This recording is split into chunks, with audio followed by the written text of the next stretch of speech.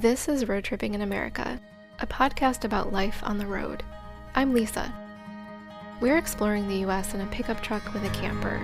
We named our setup the Bobs. If you daydream about long-term travel or overlanding or van life, or maybe you're already on your own adventure, join us for some entertainment from the road. We're in search of off-the-beaten-path adventures and new experiences. Today, I'm sending a postcard from the road while I continue to work on the Backtrack series featuring the White Heart of Mojave, a story about a Death Valley expedition in the 1920s. If you haven't checked that out yet, the first 4 chapters are already out and the next 2 are coming next week. This is Series 2, Episode 11, a postcard from Florida.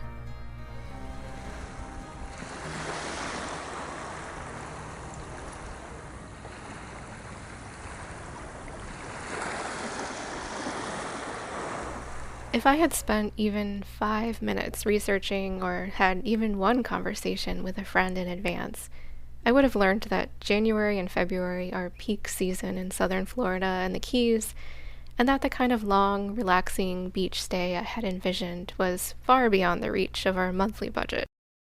But I didn't do any of that in advance, so it came as a rude surprise to find that we couldn't rent a place for less than $10,000 a month in the Keys last minute, and that even camping would cost $3,000 for the month, if a campsite was available, which it wasn't. Spending a couple months in southern Florida this winter was already Plan C, Plan A being spending 3 months in Mexico, and Plan B being visiting friends in Panama, which would have ended up being Plan AB because combining these 2 destinations was an even better idea. Plans A and B and AB are not happening right now, thanks to all the uncertainties around our pal Omicron. But after hibernating for 2 months in Wisconsin and upstate New York, we were thoroughly frozen and ready to defrost.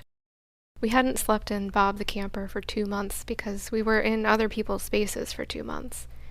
We were ready to get back to our own bed and our slower pace of life. But camping in Florida is different, much different than our preferred style of camping. You can't really wild camp in Florida without a self-contained RV, because the entire state of Florida is basically water, and so there's no way to practice leave no trace for human waste. And I'm not about to use go bags on a regular basis. Those are for emergencies only. So we have to pay for camping, and it's not cheap. Camping ranges from $10 a night if you can luck into a national forest to $100 a night in the Keys. State and county parks are in the $22 to $36 range per night. Private RV resorts are all over the charts. Free spots are possible to find, but I can't recommend them for anything other than emergency, last resort, short-term places to stay because they're a wild scene, or they require a reservation in advance. Really, free spots require a reservation. Even when we did decide to suck it up and pay more than we wanted for camping, we often couldn't easily do that, because people plan for months or years in advance to camp in the best spots in Florida. People return to the same spot year after year. State parks are all on reservation.gov and open to reservations up to 11 months in advance, so it's really hard to find a spot spontaneously, barring a last-minute cancellation when you might be able to squeeze in for a day or 2 here and there, which we managed to do a couple times, and each time we were told how lucky we were to get a spot. Camping in Florida feels like camping for camping's sake, which, to be honest, I'm not really a fan of. I camp to be closer to natural places, to be alone in the wilderness, to hike and bike, to watch the stars. None of which you can do from the inside of a climate-controlled RV parked next to another climate-controlled RV parked next to another climate-controlled RV in a campground in the middle of a swamp. Or worse, next to an airboat launch ramp. And now it's time for the "it's not all bad" part of my postcard. Because it's never all bad, not even by half. The bad times are just funnier to talk about. We found an amazing county park at the end of a dead-end road where we camped right on the beach, high tide lapping not 15 feet from the back door of Bob the camper. No one ever came around to collect the camping fee, and there was no other way to pay, so it ended up being free too. The campground was full of charmingly decrepit shelters, painted a range of vibrantly cheerful colors, like what you'd see on a beach in Costa Rica or Baja. There was a crescent beach that you could walk, and lots of birds, and a protected horseshoe crab nesting site, though we didn't see any crabs, and a long, long sunset that painted the sky and water bright orange and deep blue for well over an hour. In the middle of the night, the small crashing of the waves faded into a gentle rippling as the tide went out, like little sighing ripples. In the morning, a long flat of seabed was exposed, almost to the end of the pier, and the exposed areas smelled refreshing and clean and bright. Then we looked into a few nights camping at St. George Island State Park and walked 11 miles on the beach, all the way to the undeveloped eastern tip of the island, looking at all the things the sea spit out as if it were an angry toddler refusing to eat. We filled a plastic bag with lighter trash, but left the heavier stuff like full cans of Coke, a mangled rope fishing net, a rogue crab trap, a channel buoy marker. We left that stuff behind for the professionals to pick up. From the campground, nestled behind a row of dunes, we could still hear the crashing of the waves. The roar funneled back hundreds of feet by some kind of magic. The bobs, recently so clean and sparkling, by this time were covered with sand and pollen. Sand everywhere, inside and out, and no fighting it. Things outside were green and blooming and fresh. Little ferns and little flowers popped up, and the songbirds from back up north sang as they hopped from tree to tree, also happy to be here, I assume. But many campgrounds have no hiking trails, or the hiking trails are flooded midway through, or there are various forms of hunting shutdowns impacting the trails, including snake hunting. Would you have guessed that's a thing? There are no mountains in Florida, no canyons. Our frustration with the East in general, the lack of public land, the lack of wide areas to range over and to wild camp on, the strict rules about RV types and overtly classist and covertly all otherist rules and regulations, they're all fully present in Florida. So, why the hell are we here? Well, it's warmer here than in the majority of the country, even though it's still a little bit chilly. There was a mom visit on the books. But why stick around any longer? Why not just beat it back to the Southwest?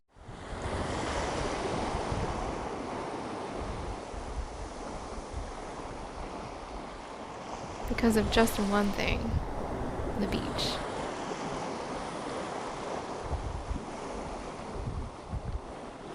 I never crave the ocean or the beach until I'm on the beach, and then I don't want to leave it.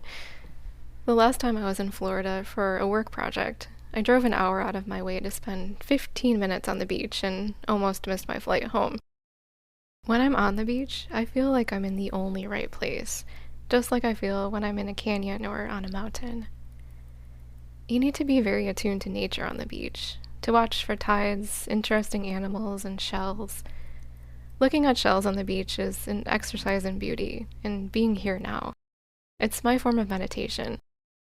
But the beach is also filled with death. Shells are the remains of once living things. You're stepping around a whole bloom of brown and white striped jellyfish washed up on the beach after a storm in the Sarasota Bay, or giant clear jellyfish on the beaches of St. George Island. You're walking through mounds of oyster shells so high that they tower overhead. You're walking by the dead fish or bird or starfish or sea sponge or horseshoe crab remains. You're watching pelicans making their impossible-looking dives into the water, coming up gulping down an unlucky fish. You're watching sandpipers do their funny dance with the waves, and plovers too, finding those mysterious things they find to eat in the sand. It feels like the beach is the boundary between life and death for humans too. As we sat on the patio at the fantastic Patty's Raw Bar on St. George Island, slogan, a sunny place for shady people, there was a great one-man cover band playing before Monday night trivia started. We were eating oysters and shrimp and cheeseburgers under a heat lamp, surrounded by locals who were thrilled that it is low season up here, that tourists are few and far between, that they can have their favorite places to themselves for a little bit longer. The sign out front said, "Welcome home, snowbirds." The bandman led a toast every 3 or 4 songs, and one of the toasts went along the lines of, "Every day we're still above ground" is a good one.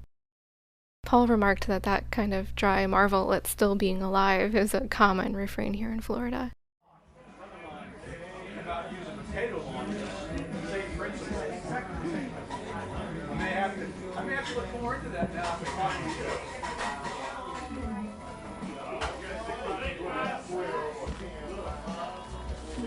How y'all doing? I'm taking over from the shift. Okay. Okay, yeah, remember you come last night? Yeah. Yep. Yeah, just let you know if you need anything, okay? Okay, sounds good. Thank you. We could have stayed on St. George Island for much longer, eating and drinking at Patty's every day, chatting with our favorite server, Sam, an energetic and optimistic person with lots of great ideas for improving and preserving the island. Walking on the beach every day to see what treasures and garbage the sea had spit out the night before. But by now you've all probably heard about the southern Florida iguana rain, as in the temps were dipping so low that iguanas were freezing and falling out of trees. It's still kind of chilly here. But we're not ready to leave the beach yet, though we are ready to pause camping a bit longer. Like I mentioned earlier, we were originally going to go to Panama, so instead, we're going to Panama City, Florida, as our plan D. D as in difficult. We're going from hibernation to hibernation, but the climate is improving along the way. We're renting a place a block away from the beach in an area where it's still off-season and so very reasonable to do something like this. We'll walk on the beach every day, bundled in our winter jackets if needed. We'll find more raw bars, bake things in the oven, do more work, get an emergency tooth filling repair, and all the other things we can't easily do in our camping lives. The last time we spent a year on the road, I was craving a home base hardcore after about 10 months, while also not being ready to fully stop traveling. Now we're 6 months in, and I'm craving a home base again. Or maybe that's just because we're coming off 2 months straight of being in other people's spaces and routines instead of our own. To find out, we're trying this approach, breaking the trip into home-based style segments to see whether it'll better balance out long-term road life. Cheers to the darkest days of winter being behind us. Cheers to every day we're still above ground.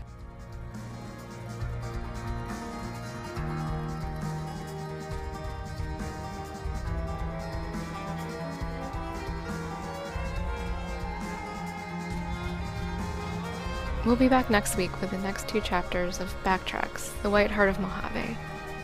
Until then, check out our website, roadtrippinginamerica.com, for a transcript and links to photos from this episode and others. If you are enjoying this podcast, please leave us a review or rating on Apple Podcasts, or share it with a friend. Thanks for listening.